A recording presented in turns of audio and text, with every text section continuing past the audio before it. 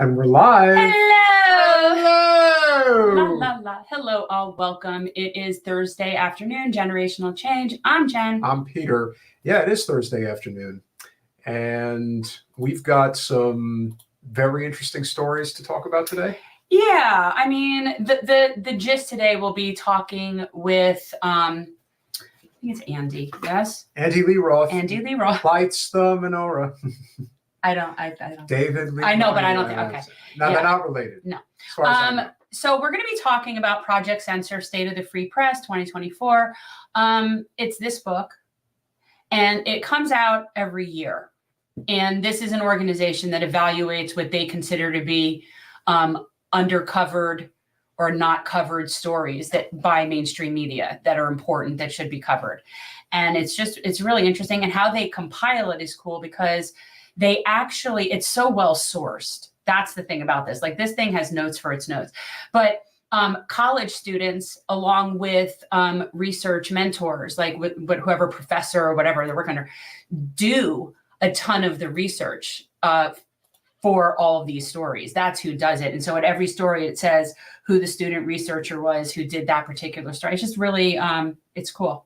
Anyway, yeah, it's a fun, exciting cover, and I'm sure as many people will not be surprised, the running theme amongst the majority of stories that are missed are income inequality and climate crisis, and notably within climate crisis, the impact of fossil fuels.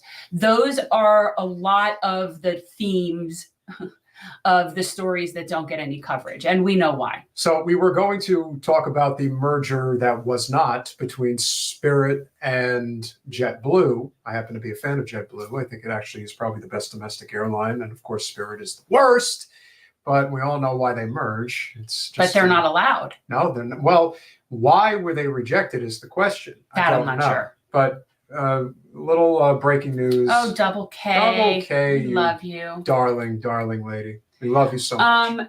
Yeah, I don't know. I just saw the blurb that the court struck down that merger.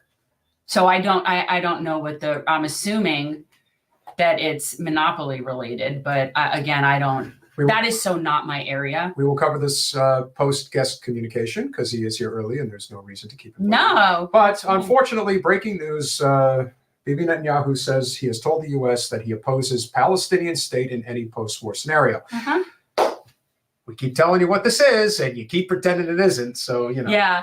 Well, they've been clear on that in writing and in word since 1948, actually before that. Like, they've been insistent that they're not having that forever. The whole concept of a two-state solution was just made up by Zionists as a talking point. So it was never a legitimate thing. I got to tell you, Double K, and we will get into it in a little bit, but part of the reason I do believe that this just happened, it's almost happenstance, that the merger between Spirit and JetBlue is not going to go through, is because of the systemic issues with Boeing right now and their planes. And since they build their planes and they are notorious for now cutting corners, I think that it would only lead to even worse problems if the two airlines were to link up together. But we'll ultimately see what happens. And it's the state of the free press is the saying, because do we really have a free press? I think it's the bigger question here. No. Well, no, they're free to work for corporate America. They are free to do. So let's show the audience. Okay, so guys, we're going to be speaking with Andy Lee Roth. The book is State of the Free Press, and you guys know I take notes, copious notes, and so. And so what I wanted to just let everybody know before we get started. So these are the underreported stories of 22-23, bigger themes. But let's go by this definition of censorship, because this is what they Project Censored uses. Censorship is the suppression of information, whether purposeful or not, by any method, including bias, omission, underreporting, or self-censorship that prevents the public from fully knowing what is happening in a society. Well, it's very accurate, I believe. Andy Lee Roth, welcome to Generational Change. It's a pleasure to join you too. Yeah. Hi. Thanks for starting us with that definition too. I love that. Is that good? Is that good?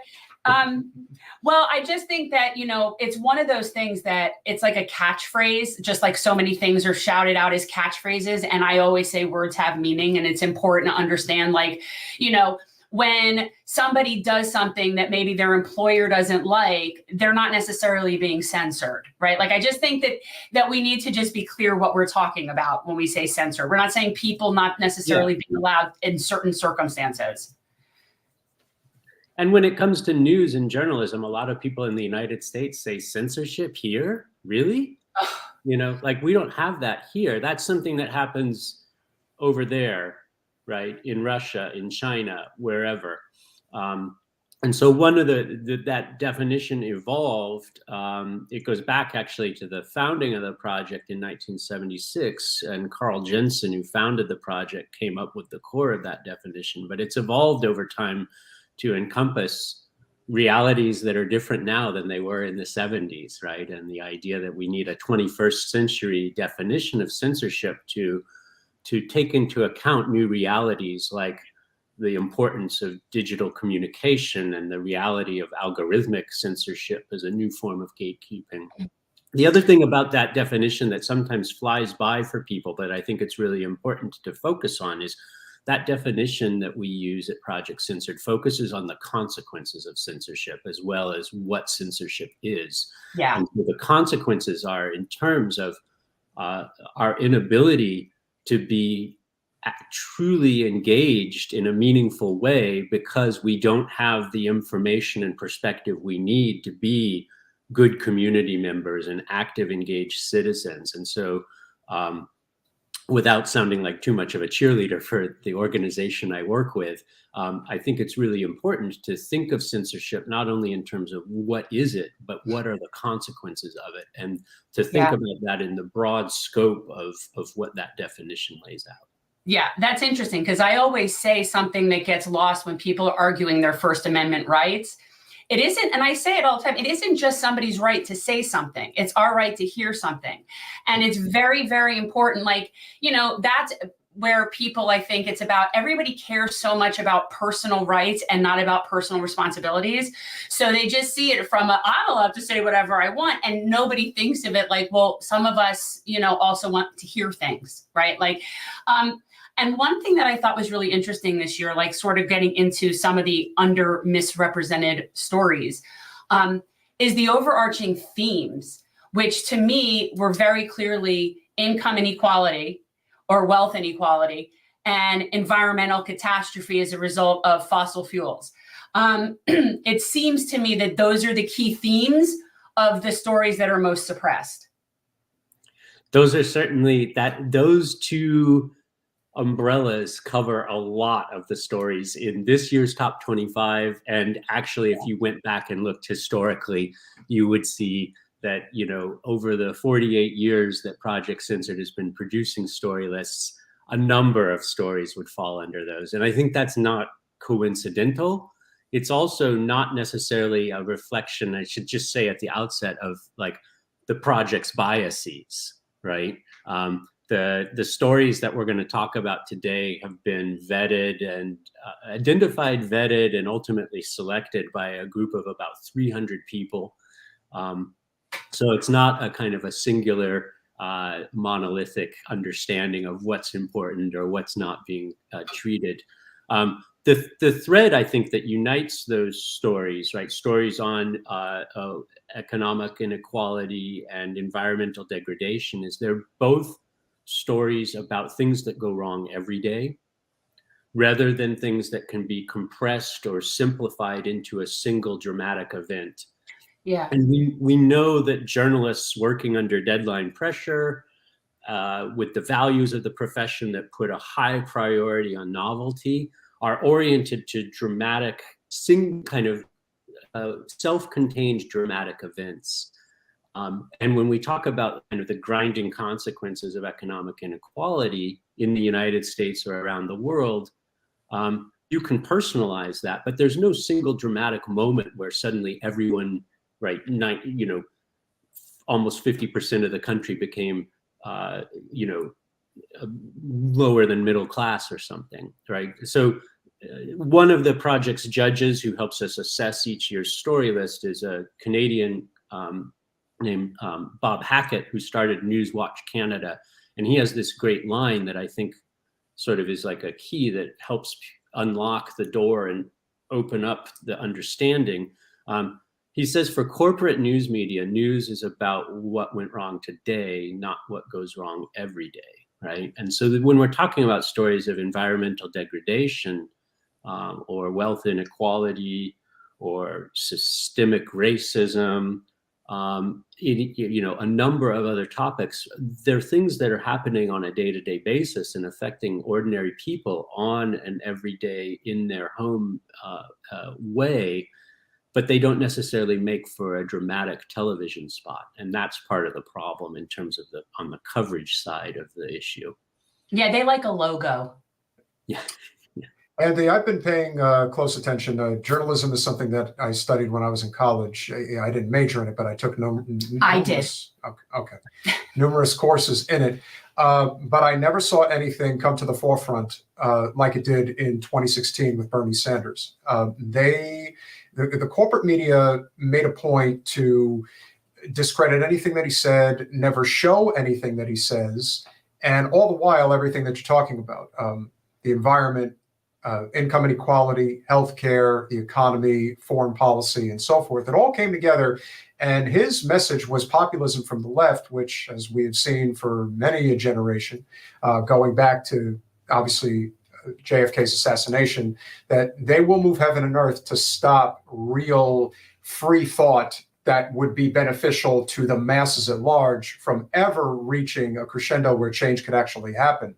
I think when people look at censorship in the broad stroke, they really need to look at what happened over the course of that, what I would say, year to year and a half period, where Bernie garnered a significant amount of momentum, and he really was a maverick, if you will, of sorts as a political candidate. He really wasn't playing to the whims of the Democratic Party establishment. And at that time, I got it, but I think that there were millions upon millions of people that would have gotten it too, had they been able to hear it without it being censored at the level that it was censored at.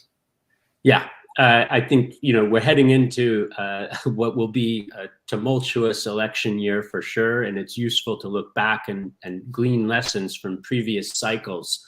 And certainly there are many from the 2016 cycle.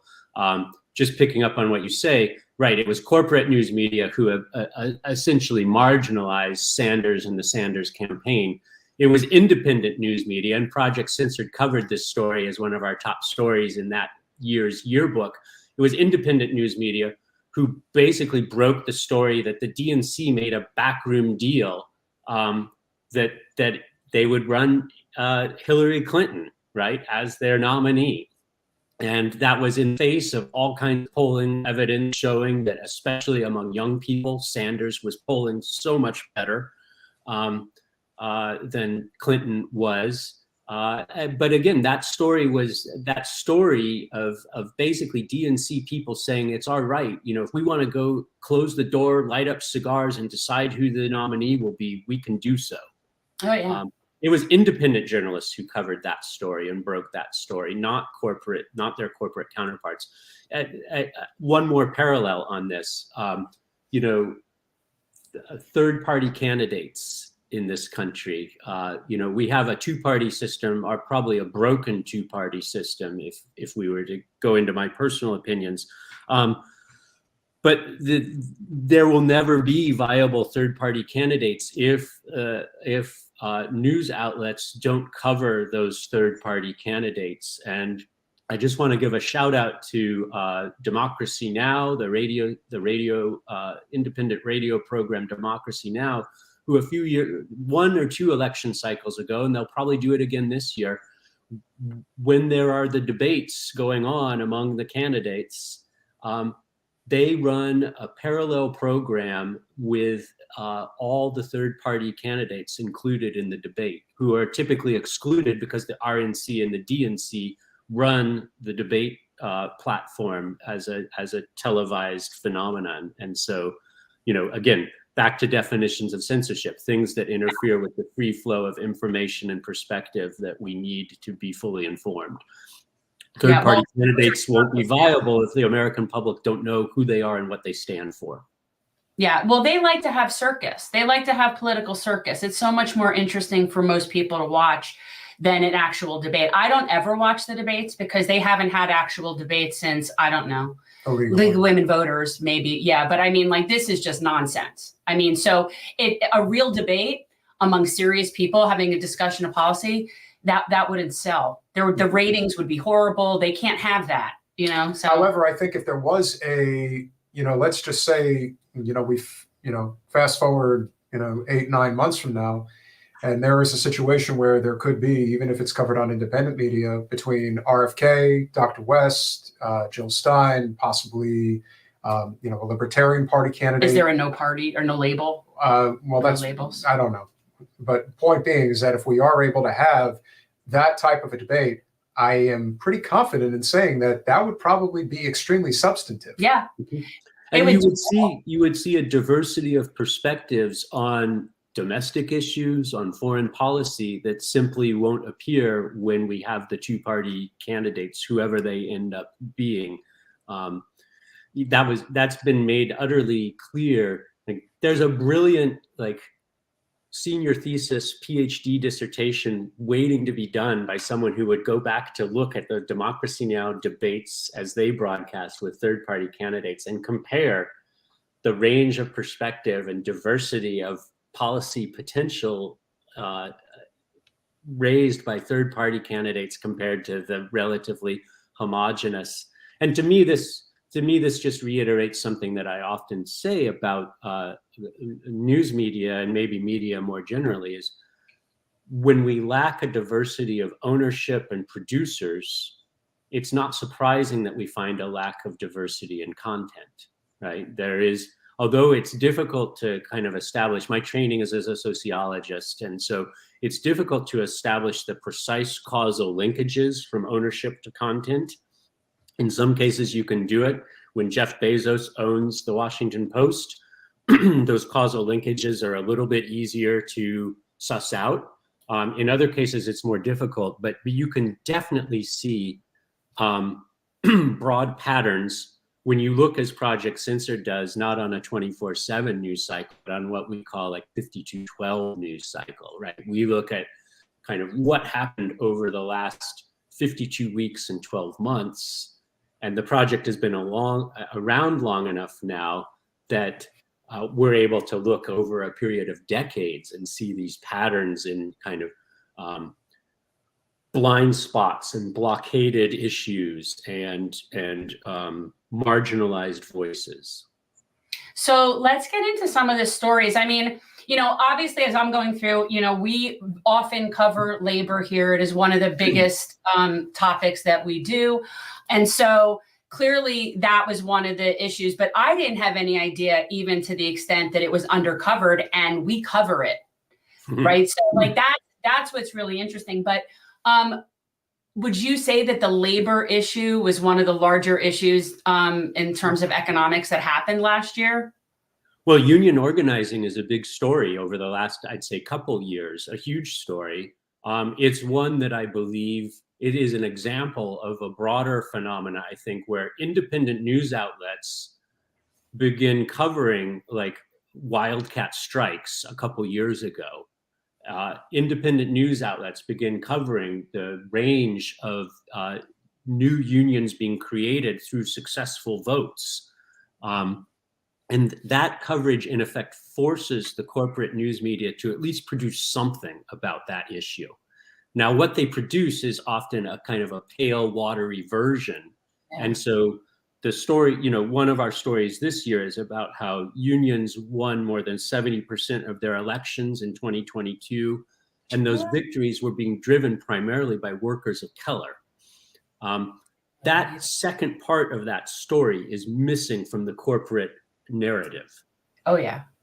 Yeah. You will find corporate news coverage about workers in Starbucks unionizing, or maybe the latest version is, in a kind of a fury over anything related to Elon Musk, like Tesla workers, right? That is now there. You will find some corporate news coverage of those efforts to organize in those workplaces. But the idea that this is this broad resurgence, it's nowhere near, we do need to have a historical perspective. Even this resurgence of union activity in the U.S., which is wonderful to see, is small compared to the power that unions had and the number of people who were union workers in the past. So we have to be careful of a shifting baseline syndrome. But the movement now is there is a genuine resurgence. And these two angles of that story are being underreported by corporate outlets. The fact that workers of color are driving that, and also geographically, that a lot of that labor organizing is happening in the South, in the Southeast, right? Parts of the country that don't make a lot of news unless it's something like Governor DeSantis banning dictionaries from schools or something, right? That's us. Workers in the South are organizing, and that's interesting because there are a number of states in the South that are, quote, right to work states, Orwellian language, basically states that make it very hard for workers to organize. That's so those angles of that story, I think, are very interesting and missing from the corporate version of what's happening as far as labor organization in the U.S. goes. Yeah, there's not much that I can say positive about the Biden administration, but the decisions with the NLRB, that's probably the one slightly bright spot, if you want to call it that. I do think that the collective organizing amongst people is really where it's at. And I still say the biggest domino that needs to fall is there has to be unionization of Walmart. I look at it as, when you think about Amazon and Walmart, probably the two worst mega corporations in the United States because of what they did to small business throughout the country, especially in the heartland and the South, where they completely decimated these communities. The mom and pop shops basically ceased to exist now. The trade deals that were done during the Clinton administration have led to the complete bottoming out where, there's really no way to compete with these behemoths. And so as a result, it's always funny when people ask, well, who are the biggest welfare recipients in the United States? It's Walmart. It's not even close. And they're doing that because they have essentially captured our government on both sides of the aisle to basically say that, yeah, we can pay a slave wage and we can subsidize our workers on top of that. So I do think that that is an area where unionization, collective organizing really needs to be done on a massive scale. It's great that they're doing it at Starbucks. It's obviously great that they're attempting to do it with Amazon. But Walmart, to me, that's the eye of the hurricane. Like you have to seize, forgive me sounding a little commie here, but you have to seize the means of production within Walmart. Like that has to be done. That is very, very comrade-like of you. You don't normally speak like that. I know when a corporation has completely lost the plot and has completely run its course in terms of its effectiveness, in terms of its legitimacy. See, it's so funny. He's saying that, and I could hear instead he's defining capitalism. It's completely run its course. It's complete. Like it's so funny that this you think Walmart. That's the whole thing. Well, that's the thing. You see, I'm not against capitalism. I'm against freestanding capitalism. I believe in a hybrid system of blending capitalism with socialism. It's the only way that it can actually sustain itself because that's how it works in Australia and Japan and Germany, in countries that have figured out a way to blend the two together. Even in Scandinavia, they don't have a living wage, but they have ridiculous levels of unionization, and as a result they all make living wages because of that. So I can definitely see the argument for this is what needs to happen, but no one ever enacts these laws that have been in place for a century, where you literally could go after these mega corporations for monopolization, and no one ever seems to do that. Yeah. So what would you say? Yeah, no, go ahead. That ties into a theme that Mickey Huff, the project's director, and I write about in the introduction to this book. We call for a revitalization of muckraking journalism, which if you go back 100 years ago, it was a kind of golden era of muckraking journalism led by people like Ida Mae Tarbell, Lincoln Stevens, Upton Sinclair. Some of these are household names. Most of these are people most Americans have never heard of. But they galvanized the public's attention in the early 20th century with stories of abuses of power and scandal. And there was a public hunger for this kind of news reporting, to the point that, Lincoln Stevens, when he he published the. I'm just looking to get the title of the book right, and I'm going to miss it, so never mind. His model was so influential that other newspaper barons of the era hired people to try to do the kind of muckraking journalism that he was securing so much public interest with. And that, like, run as a business model, it didn't work. Muckraking journalism devolved into kind of salacious reporting that we're all too familiar with today. This is the kind of stuff that Project Censored refers to as junk food news. But my point is, there was a period in American history 100 years ago when muckraking journalism led to significant social reform in multiple institutions. And it's hard not to look back 100 years and see parallels to where we are today and how journalism might play an important renewing role in contemporary times. So Carl Jensen, who founded the project, wrote a book called Stories That Changed America. And Jensen was an expert in the history of muckraking journalism, and he noted how this journalism of this earlier era led to what he calls, quote, a nationwide public revolt against social evils and a decade of reforms. And listen to the list that follows. I'm still quoting from Carl here. Antitrust legislation, the electoral process, banking regulations, and a host of other social programs.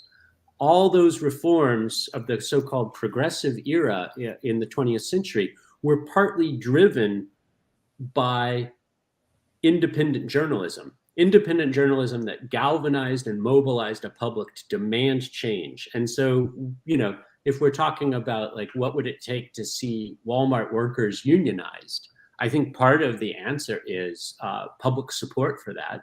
And how do you mobilize public support in this media saturated age? If it was true in the 1910s and 1920s, it's even more so now in this digital era, right?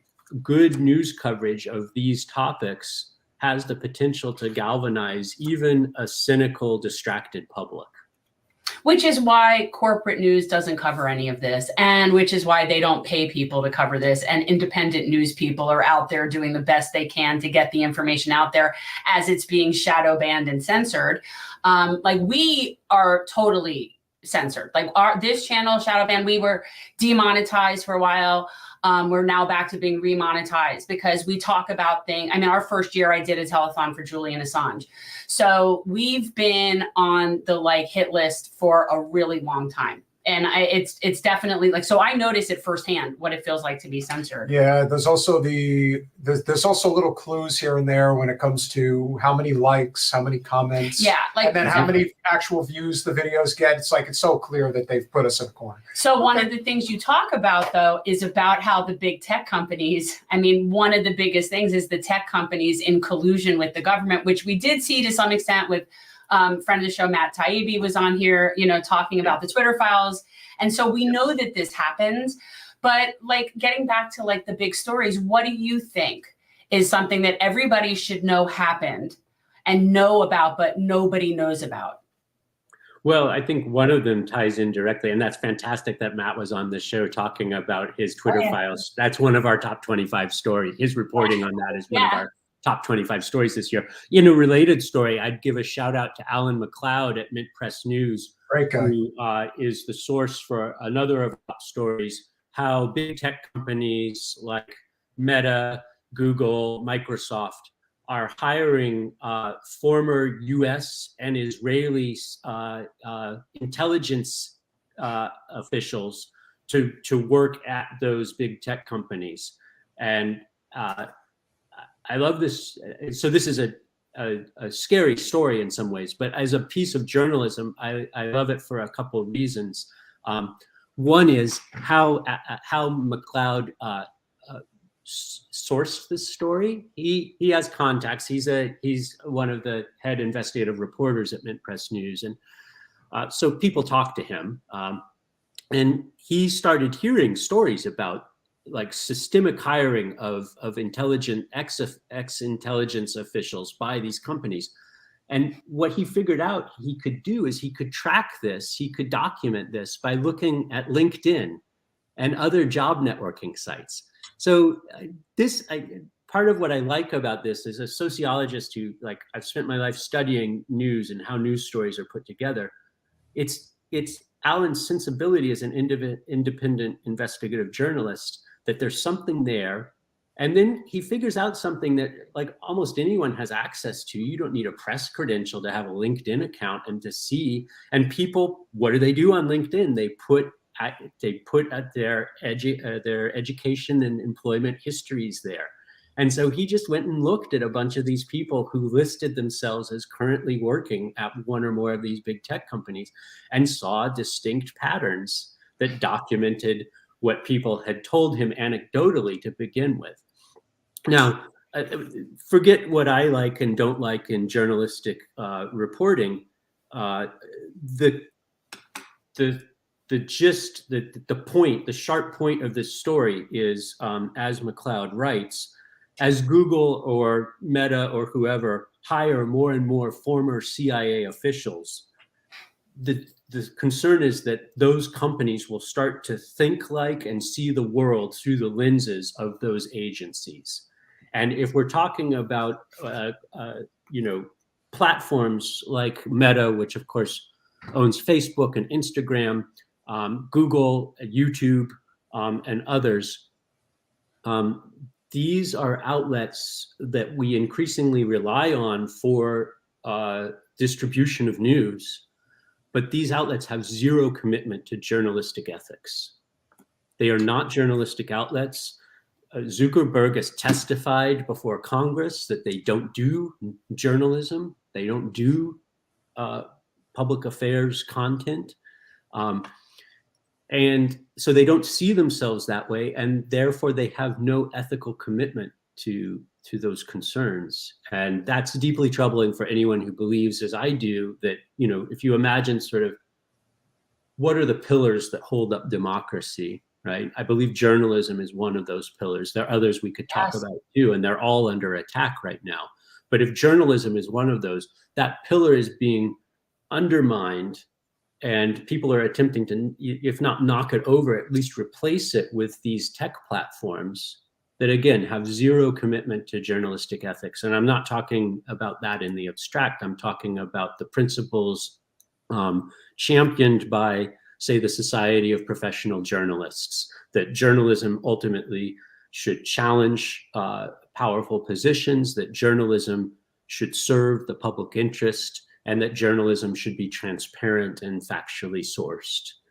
And all these things are concerns that you all care about, that your listeners care about, but that the platforms that we're increasingly dependent on to receive news have zero commitment to. Well, no, they're committed to keeping out points of view that are contrary to capital, because that's why they're hiring those types of people. They want those types of people there because that's how you're going to get the real lockdown on information, is to have intelligence people sitting there and scanning data. Like, I can't think of a better way to have a lockdown on what people are talking about. And the fact that it's us and Israel is, of course, not remotely surprising. And also further explains why me talking about deconstructing Zionism gets us stuck to the bottom of the pile. It also speaks with a very heavy hand, because the one thing, and this is infinitely worse on the Democratic Party side than the Republican Party, at least as it's currently constructed, the Democratic Party has been making significant efforts to get people from the State Department essentially elected into positions of government, no more obvious than in the state of Michigan. And they're trying to get former CIA operative Alyssa Slotkin, who is in Congress right now, into the United States Senate. This is a problem that I have seen in numerous races, where they really are just trying to get all the spooks into positions of levers of power, because we are turning into a militarized police state. Partially, I think, because the average person now is starting to give up on this system. And once that starts to happen, they go one of two ways. Either the system changes or they force it to stay the way that it is through military action. But I don't know. I kind of get the impression that there's the night is going to be darkest before the dawn, and they may get a few of these people in. But the more obvious it becomes, the more I feel like people are going to band together and put differences aside and recognize that this is a class war, nothing more, as I like to say. Well, it's interesting because there's a whole very serious and very carefully researched and documented kind of theories of the deep state that speak to some of those concerns, but that have now been basically discredited because that term has basically been weaponized, especially by, hate to even say his name, Donald Trump, right? But so there's a whole group of serious scholars who for, decades now have been looking at that. And I think that that's an example of how concepts, like part of what we're talking about here is battle over the meaning and the application of different core concepts. So things like what is the deep state or what is freedom of speech, right? What does it mean to have religious freedom, right? These terms are the battlefields. And again, my training is as a sociologist, so what I'm interested in is how are the boundaries drawn, right, of what counts as legitimate, debatable positions and what is, quote, beyond the pale, or what is so obviously so that it's beyond question, right? And the battles over these terms and how they work are in effect the battle lines in that definition of where are the zones of consensus, legitimate debate, and beyond the pale. And I think, yeah, so, I mean, going back to your point, I would say, what's troubling about that is there's supposed to be the checks and balances between the different branches of government. And right. those are it's an understatement to say those are eroded when you start having a kind of revolving door between the different branches. But, we're pretty familiar at this point, without being cynical, with revolving doors between lobbyists and former government officials and so forth and so on. So, yeah, these are, I mean, I think this is a fateful year for American democracy, and of course, against the backdrop of an existential crisis in terms of the planet we live on. Right. Well, which brings us to climate crisis and all other sorts of like shenanigans. And one thing that I thought, is interesting, but not because it was obvious to me is, we, like you were saying, everyone likes one disaster. So like we can all jump on what happened in East Palestine because it's one disaster. And then we all know that it gets old and after a few weeks, nobody's paying attention to it anymore. But of course that begs the question, which is what I like say is for every rat you see, there's 50 you don't, which the real story is that most of these accidents have nothing to do with the transit portion of the chemical life. So that was one of the more interesting ones, but feel free to, talk about some other aspect that you think, is important there. So yeah, you're talking about one of our stories this year is how the derailment Führer in East Palestine, like the Führer being the kind of around the clock coverage that eventually resulted from the train derailment in Ohio in February of last year, that produced amazing coverage from CNN and Fox. Amazing, maybe in a cautious sense of that term, right? It was intended to amaze us rather than inform us. But as Carrie Gilliam reported for The Guardian shortly after that, based on research that was done by the Coalition to Prevent Chemical Disasters, between April of 2020 and February of 2023, there were some 470 toxic chemical releases in the United States. That's approximately one incident every 2 days. Most of those incidents occurred not on railways, as you were saying, but at facilities where these chemicals are either manufactured or stored. And the Government Accountability Office has estimated that there are about 12,000 of those facilities in this country, and that 200 million people are at regular risk to accidental exposure to dangerous chemicals because they live in proximity to those facilities.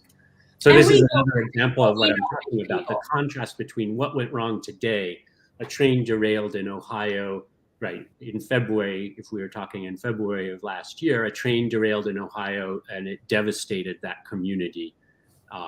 and there's more to say about that specific story that didn't get corporate coverage as well. But what goes wrong every day, right? 200 million Americans exposed at regular risk, according to the GAO, of accidental exposure to dangerous chemicals. The kicker on that being, as The Guardian reported, that many of those people are people of color. Many of those communities are economically disadvantaged in one way or another. So it's people who have historically been marginalized facing the biggest brunt of this. The other element to this story that I have to add in, because I know it will resonate with your program and your audience, is the EPA has been trying to step up regulations on dangerous chemicals for some time. They've been thwarted consistently by industry lobbyists. Oh. So another untold part of this story is, so there's a lot of distrust of government right now, right? And there would be a lot of Americans who would say, oh, the EPA, another government institution that's failed us and we cannot trust. And I wouldn't want to say, oh, well, we should give the EPA a total pass and let them off the hook. But the EPA is subject to the pressures of the US Chamber of Commerce, the American Chemistry Council, the American Petroleum Institute, these powerful lobbying organizations that will do everything in their power to thwart efforts to regulate those industries, even if that would result in greater public safety for 200 million Americans. And I still think that that's the biggest disconnect with people on the right. And there is a very actively growing populist right movement in this country, whether, obviously Trump has exacerbated the movement because they feel that he's a lightning rod for the movement. And in some ways he certainly is. Not that I think Trump cares one way or the other. Trump's about Trump, but he knows how to play a crowd. That's his skill. He's a master marketeer. But with that being said, it's very real that a lot of people on the political right, the populist right, have identified the same problems we have. They are just not willing to go the route when it comes to saying that this is what's actually caused it. See, the government is corrupt. The EPA is corrupt. But why is that? Because corporate special interests have captured them. And debating any other capacity as to why that is the case is a non-starter and a waste of time. Either you admit the fact that the Koch brothers and George Soros and whoever other mega billionaire that's out there that you want to point the finger at and say is the reason for it, yeah, their interests are of their own and not of the people. And it is, there's a reason why we have a nonprofit industrial complex in this country. That's true. For the purpose of not paying taxes. It's a whole other tax scheme. That's like a whole other scheme that people just don't understand. And I'm only privy to this because I'm in commercial real estate. I'm in one of the 3 biggest industries in the country. And so by that measure, I'm able to see what the mindset is. And I've been in rooms with multimillionaires and even billionaires. And I can assure you that they don't fucking care about you and they never will. They care about themselves. And that is the end of the conversation. Now, if you're foolish enough to think that you're ever going to get to that level, okay, fine. There's nothing wrong with being encouraged to think you can succeed, because I think everybody in this country should have the right to succeed. But the way this country, especially today, is constructed, you can't succeed. It's designed so that you can't. So pretending that by some measure you're going to leap over all of these hurdles and somehow get to the top, they're not going to let it happen. So you have to realize that the system is broken, and it's broken because of the fact that corporate power has captured, and in the worst of it, the Environmental Protection Agency. They did once have a lot of value, but today they don't, because we're still debating whether or not we should allow hydraulic fracturing in this country. Right. That's a couple of the other stories that I thought were interesting. And again, please, if there's one that you think is, I love the idea that Puerto Rico is filing a RICO claim. I thought that was fascinating. So I thought you might want to talk about that. And then the other one that I also think is important is about antibiotics in beef. Yeah. Those are the 2 that I sort of highlighted. But again, feel free to talk about. But yeah, tell people what's going on in Puerto Rico. Yeah, because this is good. There's 17 municipalities in Puerto Rico that are bringing a class action suit against big oil companies, so ExxonMobil, Shell, etc., BP. Nothing new there. That's happened before. Municipalities across the U.S. have made similar lawsuits in the past. They typically get their protracted cases that usually end in defeat or out-of-court settlements that don't really address the bigger issue. What's unique about this one and how it got reported in the independent news media is that this is the first time that one of these suits is being brought against fossil fuel industry under RICO laws. These are the federal racketeering laws that were developed in 1970 to combat like the mafia, right? And the story here is, right, so why Puerto Rico? Puerto Rico was devastated, as people will remember, with the 2017 hurricane season, which there's now a fair amount of consensus that that hurricane season and the impacts on Puerto Rico in particular were exacerbated by climate change, right? Climate change made the ferocity of those quakes the ferocity of those hurricanes much stronger than they would have been. But the other element of the municipality's lawsuit against the big oil companies is that the companies have colluded in deceiving the public about the effects of fossil fuel use on the environment and therefore on the well-being of people. So the collusion, the racketeering charge is what makes this a RICO case. And I think it's incredibly rich. I don't know, this will be a long legal battle. Probably most people won't pay attention to it as it develops. But the idea that, in effect, this lawsuit equates big oil with the mafia is, I think, a really powerful framing move in terms of how we understand what these companies do. Well, I just want to tell you what's interesting. I don't know if you're familiar with what's going on in Cop City, like if you're familiar with all of the stuff going on down there. So right now, 60-something people have been charged under the state RICO statute. Yeah. And I am quite certain that was not the purpose of it. This is the purpose of the RICO statute, because when those oil companies are doing what they're doing, they are absolutely acting as a cabal. That is absolutely what they're doing. They are organized crime. They raise prices. It has nothing to do with the supply chain. They do whatever they want. They are organized crime. They're very well organized. And so I think it's interesting that there are two RICO cases that I'm thinking of right now. One is fossil fuel companies, and one is some guy that donated $10 to a bail fund in Atlanta and is being charged under the RICO statute. So I'm just, that's kind of like both Assange and Trump are facing Espionage Act charges. Right. The prospects of them, right? It's like radically different situations and people. No, it's not. It's totally not. I'm a totally persecuted individual. Totally persecuted, taking full advantage of me. That's one of the worst things. Honestly, I think a lot of what happened during Trump's presidency is overblown. But the fact of the matter is he had an opportunity to drop the charges against Assange, and he didn't do it. Yeah. And that's a person who claims that he cares about free speech. Listen, you may care. His administration may have not been as bad as the Biden administration, but it's still, it's like, what level of shit do you want to go to? Because it's all shit as far as I'm concerned. They're all on the same team. That's the thing that I think a lot of people still forget, is that this is a cabal of sorts. And that at the end of the day, I always revert back to the image right at the beginning of COVID between Pelosi and McConnell, where they're bumping elbows. And I'm thinking, that's our government. That is our government. Or is it Michelle Obama giving candy to W? He's so redeemed. It's like, to me, we redeemed him. But that is our government. So we have to call that out, right?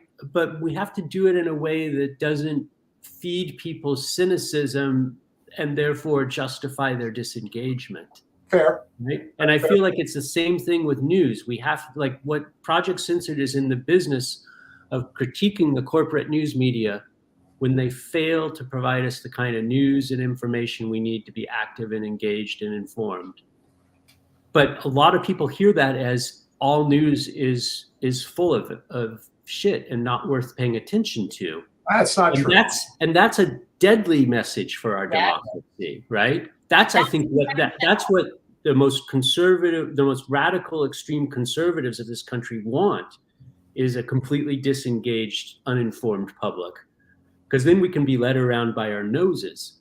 And so I think it's this tightrope walking effort to mobilize the critique, but to balance that critique with something affirmative so that people can't justify, I'm just going to stay home and take care of me and my own. Because that's a recipe for, like, that's how we get literally disintegrated, right? And when we're disintegrated, we're vulnerable to being manipulated and have our interests. What you were saying a moment ago was reminding me of when I was in grad school. I had a roommate for a while who was also in the sociology program, who was very much under the influence of Marx, only it was like inflected through surfer. And so someone would say something and Larry would say, "False consciousness, dude." Right? And it was funny, but it was also like, I think that's actually, you don't have to be a Marxist to believe in the utility of the concept of false consciousness, the idea that any number of things, including the kind of so-called mainstream news media, can give us a false sense of what our genuine interests are.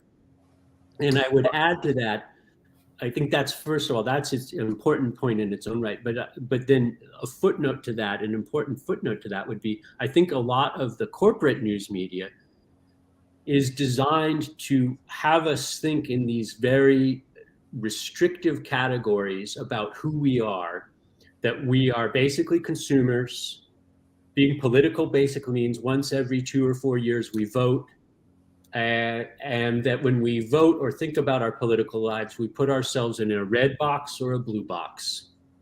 And all of those elements of the kind of corporate media model of who we are as, quote, news consumers are utterly diminishing, right? And part of why I do the work I do with Project Censored, and part of what interested me as a sociologist in studying the news a long time ago, is like that's the power of news, right? To get us to shape how we think about ourselves and how we think about other people. And that power cuts both ways, right? It can diminish us and reduce us to consumers whose job it is to install solar panels and buy an electric car so we save the environment and recycle. Or it can empower us to say, well, there's a class action suit that's using RICO law to go after fossil fuel companies. And maybe no one of us can do something like that on our own. But if we know examples of that sort, we might be inspired and informed to join together and engage in action that would be meaningful and consequential. I'll get off my soapbox. Yeah, Andy, last point before you go. Obviously, the biggest level of censorship that was levied at the American people has been over the past couple of years, particularly pertaining to COVID-19 and what was or what was not considered appropriate. I'm of the mind, again, I got the vaccine, but ultimately, I think it really speaks to the problem when it comes to the overarching control. When we talk about the corporate power structure within this country, there is no greater structure than big pharma and private insurance.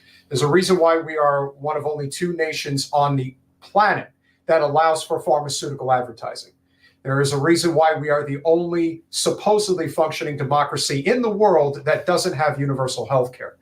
And I do believe that as a result of what happened over the past almost 3 years now, I should say, that this whole idea that you have to just not only take these vaccines, but take the boosters and all this stuff. And as far as eating right, exercising, vitamin D, all of that stuff, don't pay any attention to that. I think we're getting to a point where people realize that system of the health system will never be trusted again by a majority of people in this country. That's over with now. It's a question of how are we going to get to a universal single payer system? Because I do think that, of course, has always been the end game for anybody who wants to remove the corporatization within our health system. I mean, obviously, we want to remove it across the board if we can, but I think healthcare is our best shot right now. It's just a question of how are we going to get there? Because as we have seen, everything on TV, especially on MSNBC, CNN, and Fox News, is sponsored by Pfizer. Is the same. Yes. Yeah. Well, I mean, one thing that the pandemic has done is basically put those companies up on pedestals in the eyes of many members of the American public. They were our saviors, right? And it's, you know, it's sobering to think back to before there were any vaccines available, what our lives were like in terms of being isolated. And, you know, there's debate to be had, and it should be had, about the restrictions that that were implemented here during the pandemic. But what I would say in answer to your question is two things. One is we have to get over American exceptionalism, that somehow we're different and better, right? A lot of other countries have better healthcare systems than we do, and people are better served. But the second component, and it ties in directly to the first, it's American exceptionalism, and then we have to overcome the kind of hoodoo scarlet A stigma of anything that smacks of, quote, socialism, right? And this really links, I think, you know, if we're talking, and that's the one thing, and that's the one thing that Bernie, and that's the one thing that Bernie did not do a good job of when he ran, especially in 2016. He did not know, and it wasn't even a question of him having to explain it. That's what makes Trump such a phenomenal politician, even though he says he's not. You have to be able to redirect the conversation. Well, listen, I know you have an opinion, but as far as I'm concerned, you could call it whatever you want. I believe that the American people are entitled to have universal health care, and that is where I stand. And if he just did it that way without even answering that question, they would have no defense, because ultimately it always gets shifted back to, well, Bernie, healthcare sounds like a great idea, but it sounds like socialism. You can call it whatever you want, but as far as I'm concerned, the for-profit middlemen between us and our doctors don't have any right to exist. And that's all I want to say. Yeah. So, I mean, that term still functions, although I think its charge is lessening as a third rail, right? Touch it at your own peril. But again, like the polling data, we know young people don't see the stigma of that term, or the idea, more importantly, perhaps the ideas and values behind the term. So, yeah, I think my personal opinion on that, I think you have to overcome the idea that, well, we have it better than anywhere else, and if we change it, you won't ever be able to get an appointment. That's just not true in terms of what we know, either what many of us know personally from having friends and family in other places, but also what we know as a matter of medical and social scientific research. And then the kind of moral panic that is instigated anytime anything gets labeled as, well, that we could have that, but it would be socialism. And I think, again, media and news media in particular are pivotal to overcoming that, because that's how, you know, we know huge literatures on the agenda setting function of the news media. One of the project's other judges is Nick Johnson, is a former FCC commissioner, and Nick coined this great phrase that is so appropriate here. He talks about your second priority, and Nick's idea is, and he actually wrote a book with that title. The idea is, whatever your first priority is as far as a political agenda goes, if you aren't concerned about media reform, you won't get very far. So your second priority has to be media reform, because whatever your issue is, whether it's Black Lives Movement or single payer healthcare or the prison system, all these things ultimately are experienced by many people through, at least partly through, if not entirely through, media. And so if we don't have free and open media, if we don't have truly independent, a truly independent free press, our priorities are hamstrung and not going to have the full efficacy. Our efforts aren't going to have the full efficacy that we hope they would. Well, you can thank me for passing the Telecom Act back in '96, because that's essentially what destroyed everything. Thank you. That was our #1 story that year, was the passage of the Telecommunications Act. That was the project's #1 story, because it was touted as it was going to open up, you know, the power of the market to ideas. How's that helped us? Yeah. But I don't want to downplay my role as well. Oh my God! I did end the Fairness Doctrine in 1987, and I certainly had a part of it. And you know, you can't deny Reagan's involvement.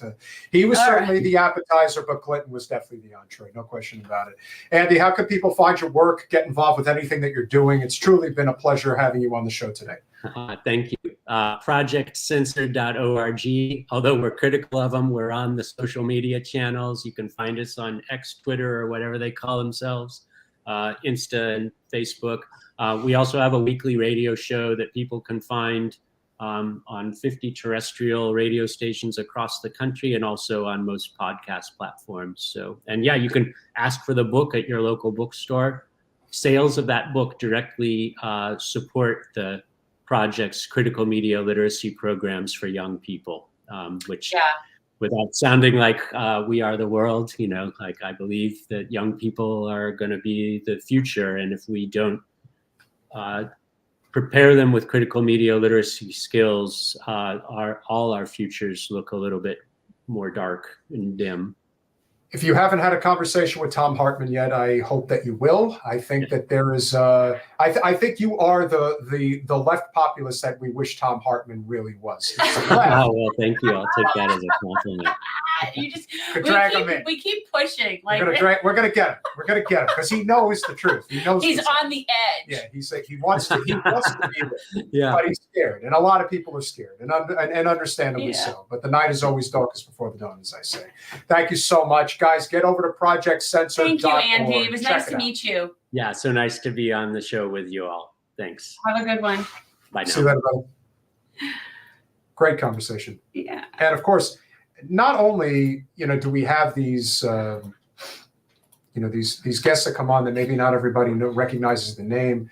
It really means a lot when we can have someone who truly gets it. And ProjectCensored.org. Yeah, guys, if you're not familiar with, even if you don't buy the book, support, you know, Project Censored. This is good stuff, right? And it also, like I said earlier, it's the way that this is compiled is just so meticulous. The research in this is just spot on. Like, nobody would question their research. And it looks to be something that really engages with the colleges, because it's all college students that are verifying all the research. That's all, really cool. That's all communists. You can't read that stuff. It's bad for you. I just think it's Double K. It's very cool. Can't thank you enough. Your support today has been absolutely amazing. I hope it's because we touched on some points that really hit home. The conversation like this is important. We're trying to educate and motivate. Yes, and of course, as you've often said, you know, we don't have the biggest following, but we have a loyal following, and people truly understand what we're trying to do. We get good guests. I think so. Yeah, that was a great conversation. Yeah, smash that like button if you haven't. Make sure you are subscribed. Share, like, do all those things that we ask you to do. You know, because it's important. What do we have coming up? What do we have coming up? I don't know yet. We don't have anything planned. We're flying by the seat of our pants. So I, of course, got to get on the grind again, and you know, try to organize some stuff. Well, we should have like a brainstorming of like who we want to talk. Oh, here's something I want to tell you. So we have a Patreon, a patron. I know I always call them Patreons because it's Patreon. Patron goes to Patreon. Right. Say it three times fast. And he very much wants you to be the Raging Cajun. I don't know what that means. That's James Carville. Oh, Carville? That's sort of what he was. That's sort of what he was intimating. Is that so? I said that I would tell you that you should definitely work on that one. Well, for those of you who don't remember me, James Carville. But he's a lot more. That's more Lindsey Graham. I know I'm more Lindsey Graham, but it's also Deep South talking twang. Yeah, but you got it. It's not right. I coined the phrase back in 1992 to say that it's the economy, stupid, and of course, a lot of people believed me. They also pretended like the reason we won so many southern states is because of the fact that Ross Perot was running, which he was. You remember? I do remember. And we won a lot of states that you normally wouldn't see. So, of course, I got paid a lot of money. My wife, who was on the Republican side, she got paid a lot of money. Everybody made money except the people that needed money. Have you seen my home? Yes, I've in seen Alexandria, your home. It's disgusting. Right on the water. It's absolutely gorgeous. But you think that pays for itself? I got to work really. No, I don't know that this is going to. I'll have to at some point share the message. But yes, he wants to see if because I can't fathom he actually wants us to invite on the real James Carville. First of all, he would never come on this show, and second of all, we would never invite him on this show. Carville? I would bring Carville on just to shit on him. I mean, that would be great. I mean, listen, pal. You can, and the way that he goes about saying that everything's a Russian asset, again, he's a whore for corporate money. That's what he is. Sorry, James. And if you ever do hear this, I stand by my words. I will not apologize for them, because that is the worst of our political system. There is no question. Is the sleaze of the system. You have the corporate lobbyists on the Hill, and then you have the corporate consultants that work on behalf of those corporate power vested interests. That, to me, really speaks a lot. And also, by the way, for this book, I just realized college professors and high school and middle school teachers can order free copies. So yeah, I think this is important. People should know this stuff. And yes, it's college students that do the research under faculty advisors, which I think is brilliant. Hats off to Tom Keene winning his state house seat and flipping a district here. Yeah. But imagine what would happen if you actually put candidates up for a whole bunch of other seats instead of giving all of your money to a Senate race that you can't win. But also, do not neglect the fact that the biggest reason why this seat flipped by 500 votes was because of the efforts that the likes of Maxwell Frost and Anna Eskamani made on the ground to help Tom, and the GOP candidate was not helped in any capacity by Ron DeSantis. And so, yeah, the victory is great, but the Democratic Party name is stained almost beyond comprehension at this point. And to deny that reality, to suggest that this state all of a sudden is going to be a state that's going to flip, or who knows what's going to happen. It is worth fighting for, yes. But if you're not going to fight for it the way that you really need to fight for it, which is from the ground up, don't even think about trying to knock off Rick Scott in November, because that's not happening. Just like there is no point, whether it's Joe Biden or whoever else, this state is going red in November, end of story. Now, with that being said, do I think it's possible that we could actually pass women's bodily autonomy in this state? That is where all of the efforts should go.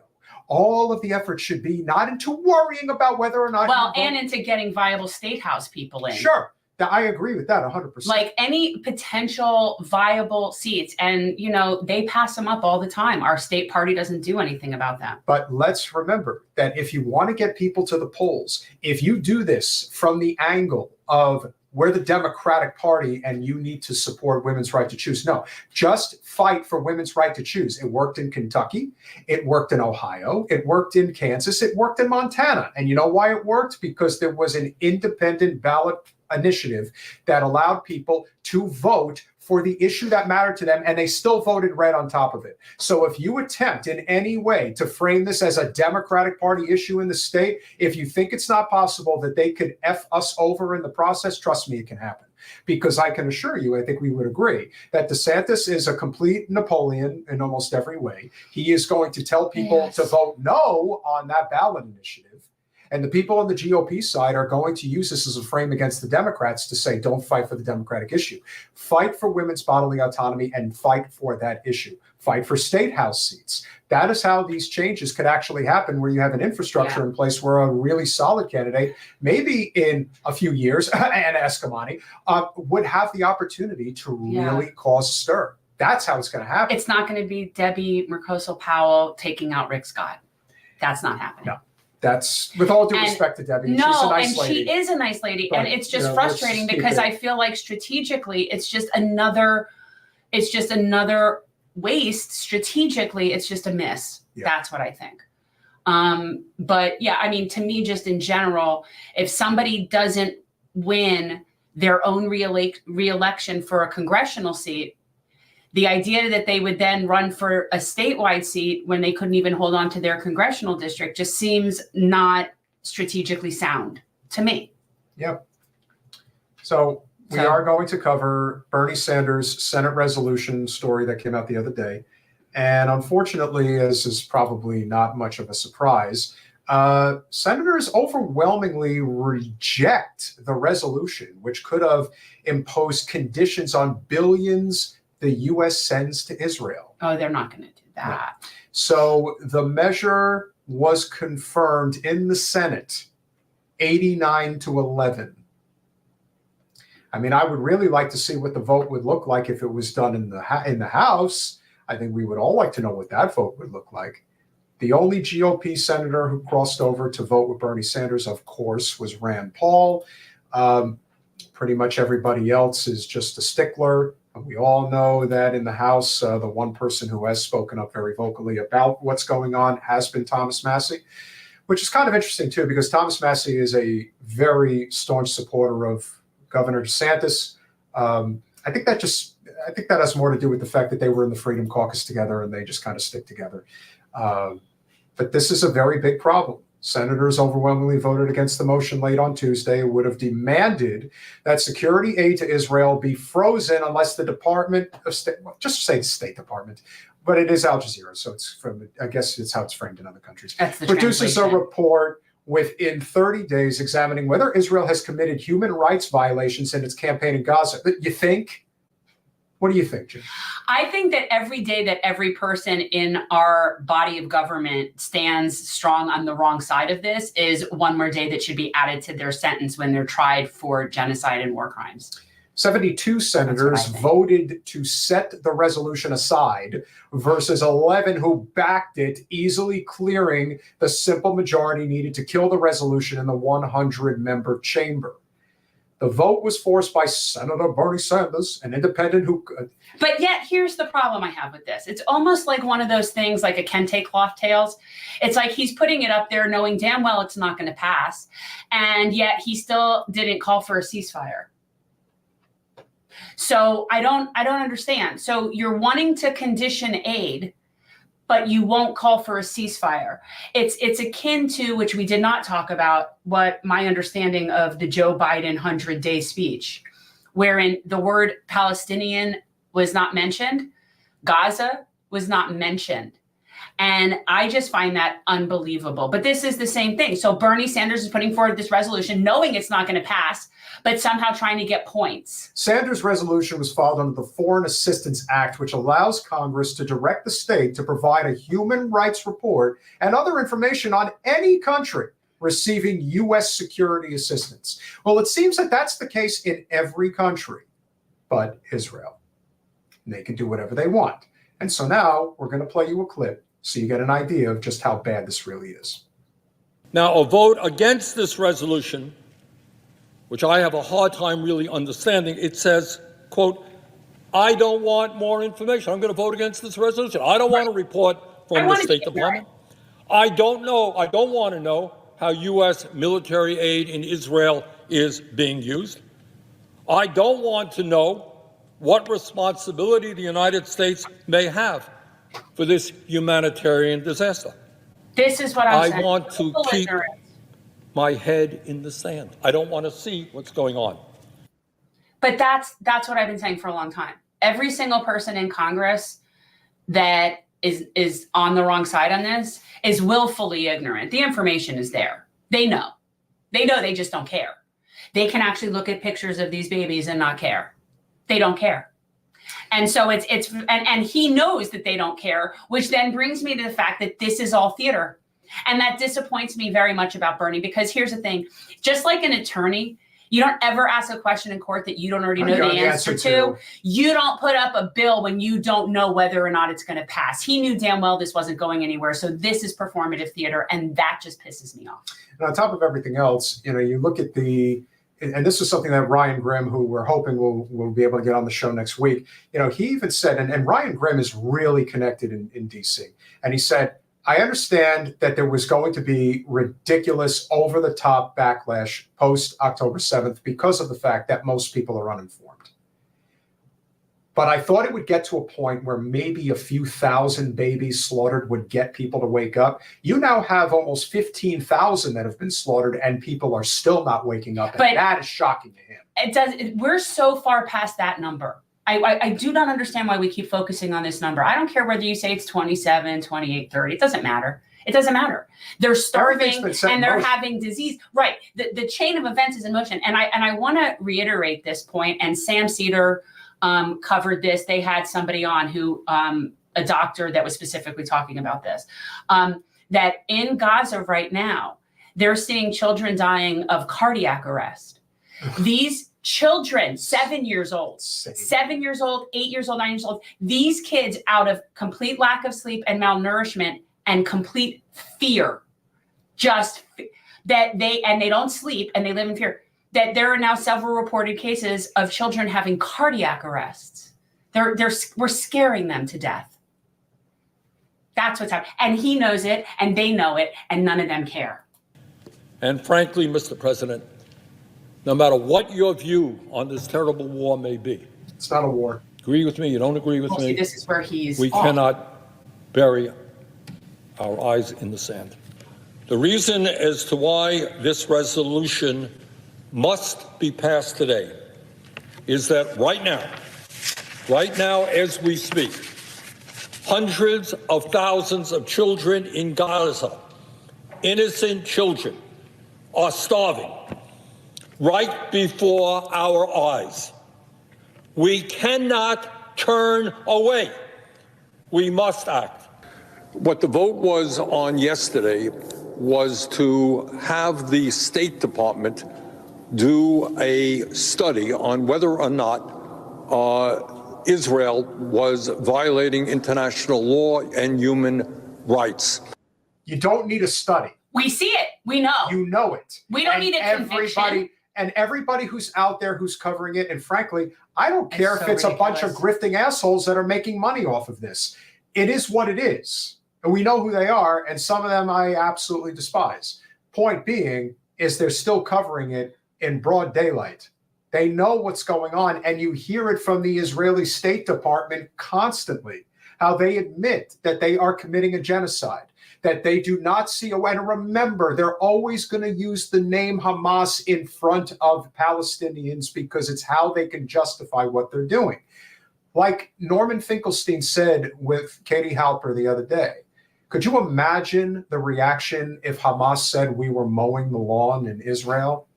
Because that's what Israel does in Gaza. Well, right, no, but to these people, this really started on October 7th. And the other thing that is definitely not getting the coverage it needs, and of course we talk about it, is the liberty that people in the West Bank have now been taking to just be running rampant and massacring people left and right. They are being authorized to do so by the IOF. Like, they are being given weapons. The settlers are out there attacking people. You've had so many deaths in the West Bank that aren't even being reported, and arrests. Of course, we know what happens is that those people do not get due process. There are a lot of teenagers that are being held in Israel. I don't remember Biden mentioning them on the 100-day speech. And, you know, a whole bunch of people that are there for, you know, like throwing rocks because their homes are getting bulldozed. Well, I mean, if somebody throws a rock, I feel like my life is in imminent danger. Well, I mean, and I have that's to fight the kind of back. stuff. And not just that, but other activists, they definitely take activists. But like, when at this point, when you look at, they just killed 4 members of the Red Crescent Society. Now, if people don't know what the Red Crescent is, it's essentially the Red Cross. It's their Red Cross. It's a Red Crescent, but these are the people that are just trying to help everybody, that run around and help people. They just killed 4 Red Crescent workers. How about the fact that the IDF has bombed every single hospital in Gaza to smithereens? And then they say, oh, well, it's Hamas. It's Hamas. It's Hamas. Did you condemn Hamas? And Hamas uses human shields. Okay, well, then explain this to me. Why are they digging up all the cemeteries and desecrating all the bodies in Gaza? Because they've already dug up like 3, 4, like I don't even know how many cemeteries, like a bunch of them. And they're desecrating dead bodies, which for me as a Jewish person is like one of the worst possible things. And the fact that they're doing that in the name of a Jewish state, they're desecrating. That's how little they think of Palestinians. As I said, the Jewish community is never coming back from this. This will reverberate. But it's like, you can't tell me that you're digging up graves because Hamas is hiding there. There's got to be a separation. And given the fact that many of the weapons that Israel has used in the last 100 days come from the United States of America, we certainly have a right to know that. Senator Merkley writing that trucks filled with food, water, and medical supplies are lined up waiting to be granted entry into Gaza, even if all the items on a truck have been pre-approved by Israel to ensure they are not, quote, dual-use items that have a potential military purpose. Israeli authorities can and do still reject some items as an inspection site, and then this is interesting, and if a single item is rejected, the entire truckload is rejected. How concerned are people, you and your colleagues, about the specter of mass starvation, which is what the World Food Program is warning about? To me, it's unbelievable. I mean, how do you say concerned? I would hope that we're more than concerned. We are sitting here supplying the Netanyahu government with the arms they need and in the process of starving hundreds of thousands of children. Concern is too modest a word. We have got to act, and we've got to act now.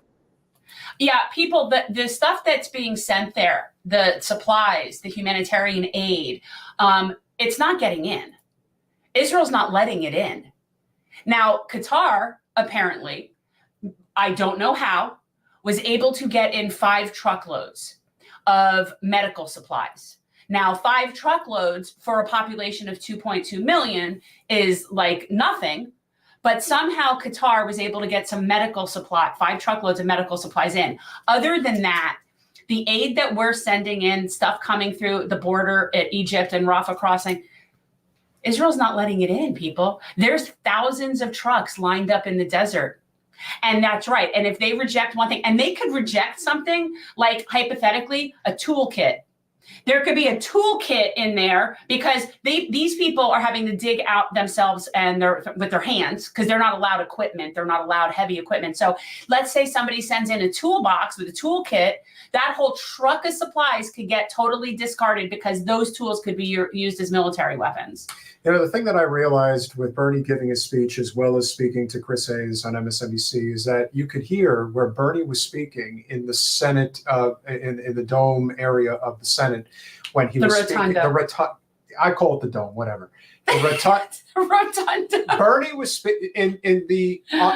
again, this is, you have to have authorization to go up there, but once you're at a certain level within the Capitol Rotunda, this is where the press, the corporate press, is allowed to interview congresspeople and senators. And you could hear when Bernie was speaking that he's basically speaking and no one's there, meaning that no one cares. No, they don't care. Bernie cares, but he's not willing to do what's necessary. And that's the problem. Bernie, I don't think you're planning on running against Joe for president. So what are you waiting for? What are you even afraid of at this point? Give yourself some type of a legacy because you're burning it at the stake every minute that you allow this. Bernie Sanders should have given his own 100-day speech. The old Bernie Sanders might have had a lot to say, but that's what I want to hear, the alternate 100-day speech. You know, like what would that sound like if it were given by someone who gives a shit? But yeah, they don't care about that they're killing all those babies. And let me say one more thing regarding our president. The fact that President Blinken is the person who is at the forefront of talking about this issue and is only the person talking about it.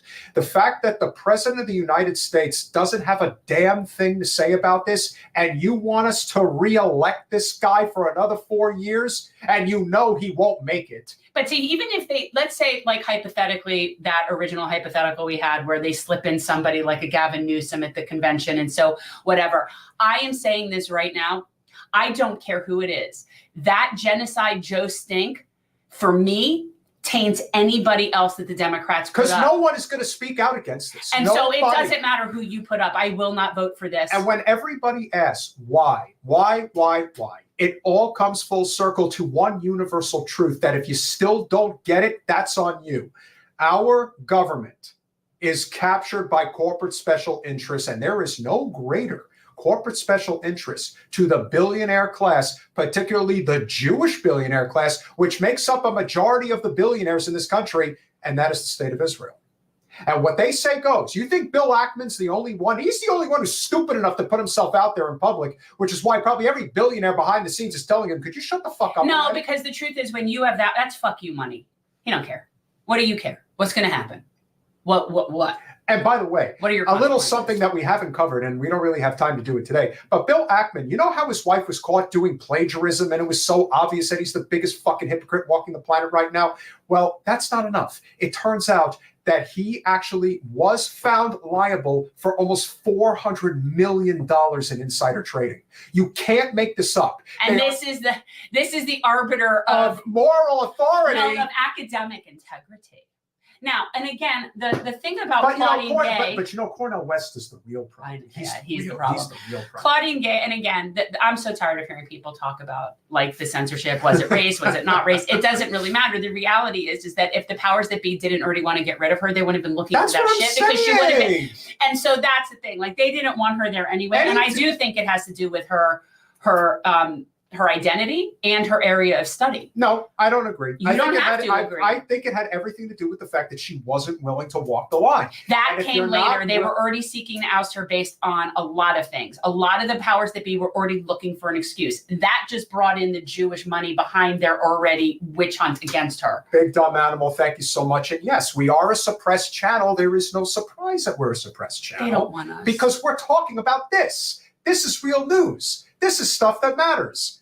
And we are not going to ride the coattails of other channels as some of our friends will in order to get that message out there. No. Either you do it your own way or you don't. And that doesn't mean that others aren't covering the stories the right way and doing the right thing. No, and I refer people to, like, when people do good work, like if Sam does something, I always refer people. Sure.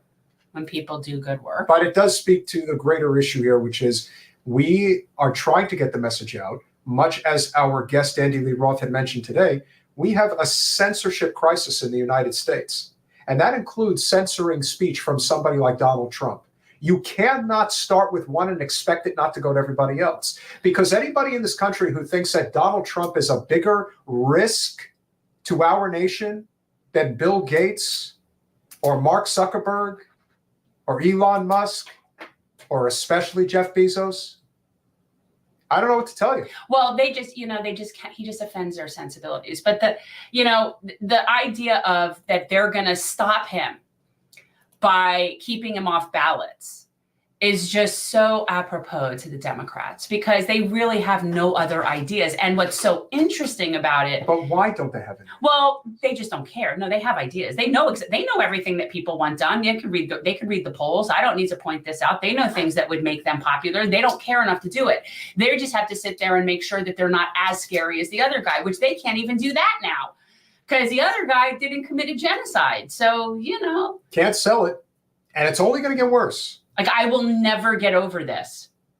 Never get over this. The fact that this wasn't stuck, the fact that he didn't even have the decency to mention the Palestinians in his speech was such a fuck you to me. If you are Arabic, if you are Muslim, if you anywhere out there and you consider voting for this person, that's like, I don't even know what's wrong with you people. And listen, I'm seeing good luck on Michigan. I'm not kidding. I have seen people online repeatedly downplay this issue. They said that this is not that big of a deal, blah, blah, blah, blah, blah. I beg to differ. This is just one of many. There are people, including you, Matt Stoller, who wrote that fucking article about the fact that you think that Joe did a good job with the railroad strike. What? They got a couple of sick. They got a couple of sick days. May I channel Dr. West for a moment? Get off the crack pipe, man. That's what Dr. West would say. That's what he says. He's like, put down that crack pipe. If we had a stable system of any capacity, and we haven't had it for a very, very long time, it just so happens that the likes of Trump and Bernie have completely exposed the system for what it is. Why do you think that the GOP and the corporate media at large cannot sell Nikki Haley to the American people? Do I think they could have sold Nikki Haley back in 1992? Yeah. I think they could have, but not today, not with the way things have changed. Well, she appeals to that group. She appeals to but that group is not pulling the strings anymore. No. There's too many independent voices out there now that are speaking up against it. Now, is there enough of it that is speaking up against the realities of the fact that Donald Trump is not the answer? No. But Donald Trump will almost assuredly facilitate what's happening.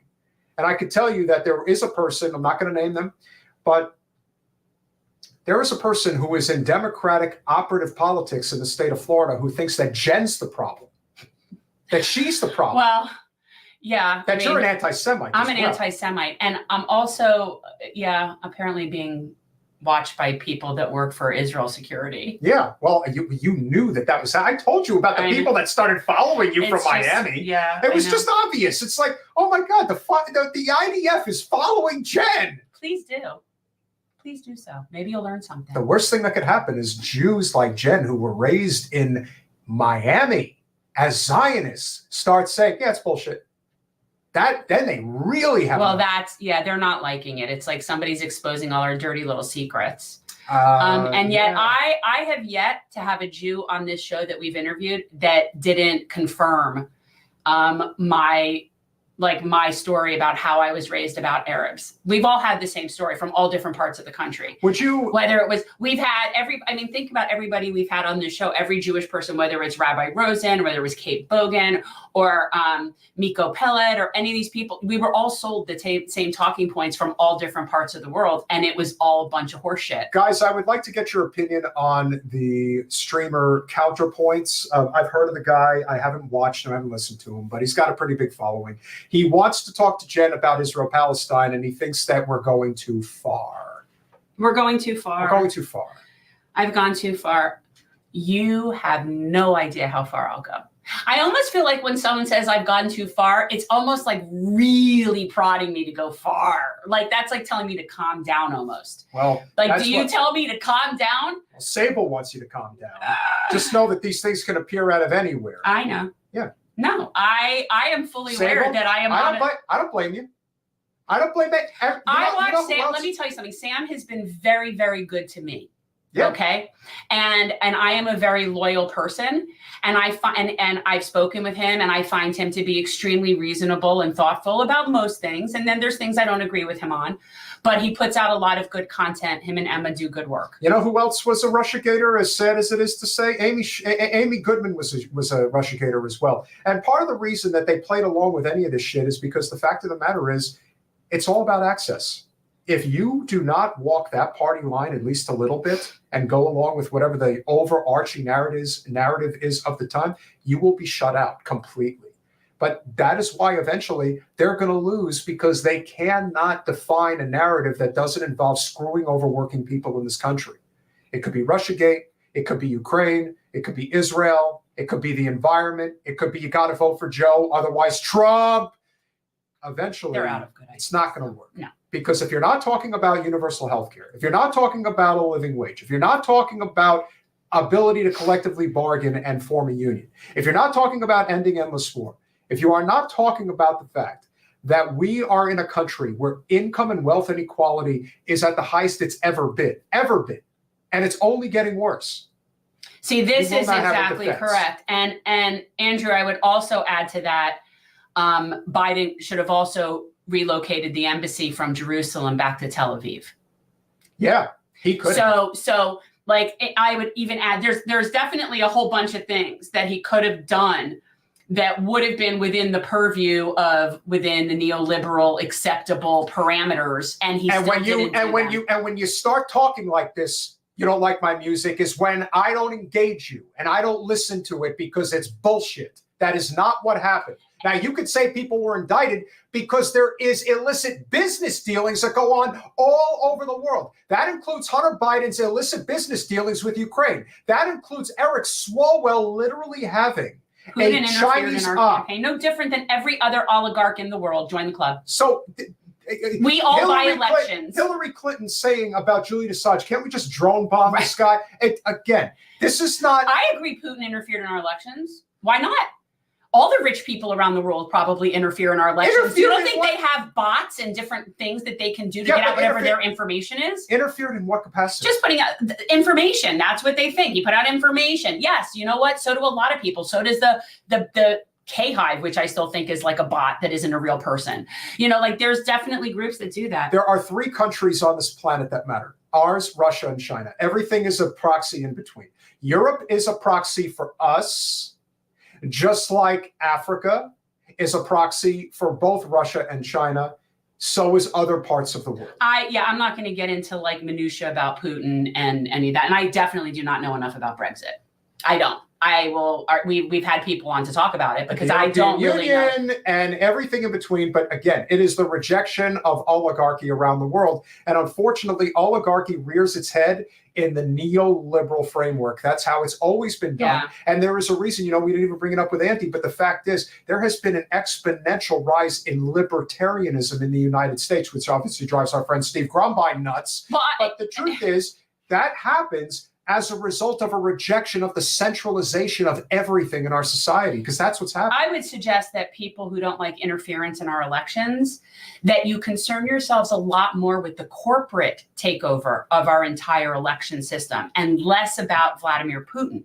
Because the bigger issue of who owns us is the military-industrial complex, big pharma, big tech, big agri. All of those are the things that make us have unfair elections in this country. That is what is killing democracy. It isn't one particular oligarch who interfered over any other. You know what? Bill Gates scares me a whole lot more than Vladimir Putin. Steve, it's not a question of the three countries that matter. It's the three countries that pull the levers of power. That's what I mean. Those are the three countries that he meant in terms of control, not that we don't think that they matter. No. I think all countries matter. Actually, I don't really agree with the whole idea of countries, but that's just me. Commie. Let me tell you, I'm not, because I don't mind people. It's not even something to joke about. I'm not joking. To me, the concept of nationalism in general is scary and dangerous. I think culture is fine. I don't have a problem. But culture has nothing to do with nationalism, which is why Jews don't need a nation state, because we're not. Guess what? We're not an ethnicity. Hey, look, if anybody wants to see the worst kind of nationalism, just look at Israel, because that is blind loyalty to a flag. Full stop. I don't find it any different from the drones here who do that. To me, blind patriotism is nationalism. And the idea is that you're standing for something that stands for nothing. So you don't care what it is that your country stands for, you're going to stand for your country. That's weak. That's not having any sort of like integrity whatsoever. So to me, that's the problem when we talk about nations, is you inherently have this nationalism thing. And my country's better than your country. My country owns your country, my country. And that's not my vibe. That's not my vibe. I am about, you want to have boundaries. Sure. You got different currencies. I get it. You got to have, whatever. But like, building walls and wired fences and stuff, that's just not how I would choose to approach human migration patterns. That's not how I would choose to approach anything. I think when you go into a situation inherently being violent, you're going to get violence in response. And when you talk about nations, that to me just includes like this fervor of what team I'm on. And and you can't come into my team's area and I can't, I hate that shit. Our country isn't all that great in terms of how we treat people, first of all. Why are we so concerned if other really sad, desperate people want to come here too? Why? Think that's going to be less for you? You're not getting anything anyway. Difference does it make? You'll get nothing and you'll be happy about it. And the fact that poor people want to come here and get nothing too, imagine what shit they're coming from.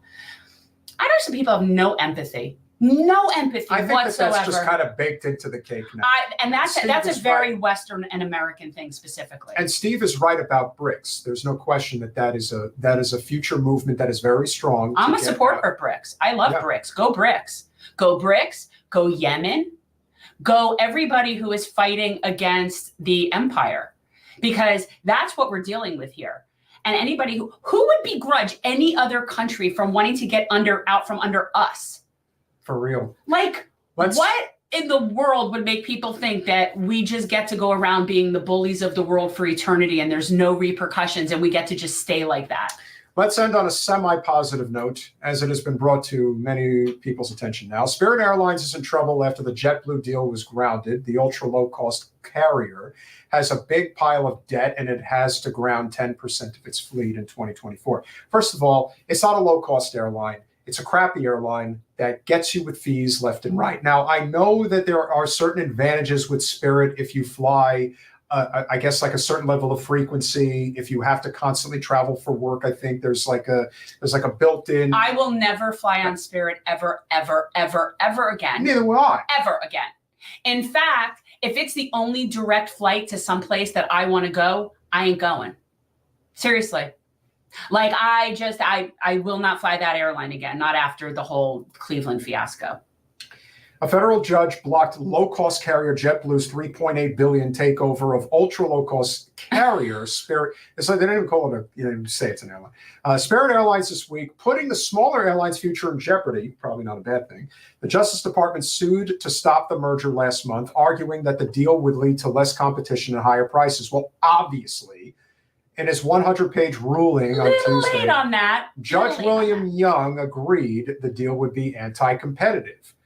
JetBlue were permitted to gobble up Spirit. At least as proposed, it would eliminate one of the airline industry's few primary competitors that provides unique innovation and price discipline. But it's a shitty airline. You got to bring your own cushion, or you're sitting on a bench. And the seats are very tight. Well, no, but seriously, they're hard. It's like you're sitting on a wood bench with a piece of fabric over it. So like literally Jason actually bought a cushion for when he was going back and forth to Asheville. It would further consolidate an oligopoly by immediately doubling JetBlue's stakeholder size in the industry. Worse yet, the merger would likely incentivize JetBlue further to abandon its roots as a maverick low-cost carrier. I agree with that. That may be true to that. Yeah, that I would agree with.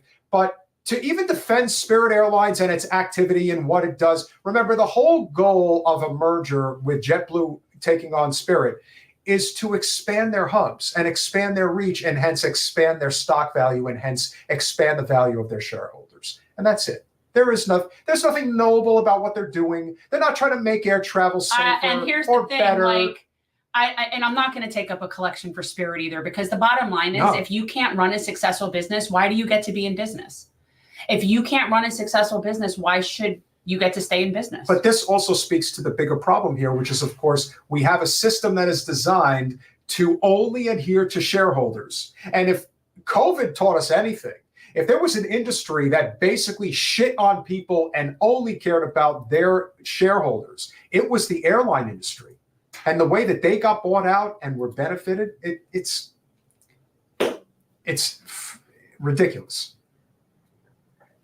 Spirit Airlines has indicated that it will average 26 grounded planes in 2024 to replace the Pratt and Whitney engines of many of its Airbus jets because of a manufacturing defect. You see, when they say it's a defect, I'm sorry, but I'm more or less convinced that this is basically cutting corners for the purpose of increasing profit. Well, of course it is. Starting with 13 in January, et cetera, et cetera, et cetera. That's an additional burden on an already big pile of losses for the airline whose ticker symbol is SAVE. But what's the point of saving if traveling becomes such a burden? Isn't traveling supposed to be comfortable? Traveling hasn't been comfortable for me since the 80s. So I don't know. When they could smoke on the plane? That actually was kind of gross. It was like flying in a giant smoke tube. Sure. And the best was when you went on, even when they stopped it on domestic flights, but you could still smoke on international. And they have like the smoking section on a plane, as if you can really segregate out a smoking section on a plane. Like it's not going to somehow get to everyone else in the same tube. See, now here's the one more important point about this story that is important to note. JetBlue has also not turned a profit since 2019. How is that possible? How do you not turn a profit? But given its size and its losses are more manageable, the bigger airline still has 131 Airbus aircraft on order, split between 76 A220 and 355 A3. Again, this is all aviation, not something that most people follow. Here's what's interesting. I'm looking at the fact that the current and outgoing CEO is Robert Hayes. Anybody find that entertaining? I do. Surely you can't be serious. Yes, I'm serious. And don't call me Shirley. Has to reassess JetBlue's flight path forward. And of course, like I said, I think this had a lot to do with where the different hubs that might have been made available to JetBlue, because JetBlue is as good an airline as JetBlue is overall. It's a very regional airline. It's not something that you're going to find in every place. But as you can see, this is the big thing right here. It's about the stock price. And right now, as we can see, plummeting all the way down. It's because they suck. They do. So they deserve to do that. They deserve to plummet. good businesses can succeed and bad businesses should fail if they're bad businesses. I don't feel bad for them at all. When you look at the timeline of the JetBlue Spirit merger, the only thing that really matters here is October 2022. Spirit shareholders vote to approve the JetBlue offer. And why does that matter? Because it's not a matter of what's good for it's not good for what's for the people. That doesn't matter. It matters for the people that sit on the corporate boards, which is not democracy, as you don't like my music. Well, and it's not like they care about employees either. They don't care about anybody. They just care about the stock prices. But I mean, that's just, par for the course. Thankfully, it didn't happen.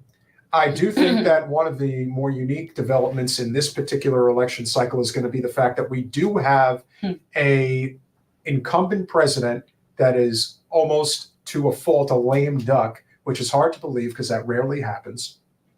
But that does provide an opportunity to potentially try to do some nice things for the people. I'm not holding my breath, but one can only hope. And the fact that Spirit and JetBlue were not able to merge, I still think had a lot to do with the fact that these airlines, there's been a lot of problems, a lot of structural problems with these planes. Yeah, I agree. I don't ever get to travel first class, but I would if I could. I mean, I can't, so I don't. But yeah, I agree. I would definitely try. I once got a bump years ago. We got a bump, and it was good because it was a flight from Hawaii, and so it was a long flight. Sounds great. We got. I mean, seriously, this was back when you could get lucky and get this was back in the 90s. Okay, so what a great movie. Oh, that's kind of how it is. I can't hear Staying Alive without that scene in my head. I can't with the guy with the knife in his back. I can't. There's so many things. When Robert Stack walks into the airport and starts it. Now, apparently, again, this is before a lot of our time, but when Jen was a little lady, you actually, what was actually not made illegal until the early 80s was you couldn't be a religious solicitor in the airport. Right. You were allowed to be. Well, okay. So when I was growing up, the Hare Krishnas were known for hanging out outside the airport and asking for donations and all stuff. And so, yes, then there was this law made where you couldn't solicit religious donations. But that movie, because we did have that. And yet my husband, yes, still gave a $5 bill to a covert Hare Krishna, even after that law passed. This guy goes to Jason. Jason's such a tool. So he goes to Jason, he's like, psst. And Jason actually walks over to this guy, and he's dressed normally because they can't dress like Hare Krishnas anymore. They have to dress normally. They're wearing caps because they have the ponytail thing. So Jason goes over to this guy, and he goes, "Hey, would you like to buy this book?" And Jason just, of course, is my husband will do anything to avoid any sort of confrontation. The path of least resistance is to say, sure, hands the guy $5 and brings it back. And he's like, hey, I just got this book. And I'm like, that was a Hare Krishna. He's like, no, it wasn't. I'm like, yes, it was a Hare Krishna. Sure enough, we look at the book and it's the righteous path kind of stuff. It was totally but so they're still there. They're just plain clothes. They're plain clothes Hare Krishnas. Jews for Jesus? Jews for Jesus don't hang out at the airport. We get a lot of Moonies. Reverend Moon? We get a lot of Moonies.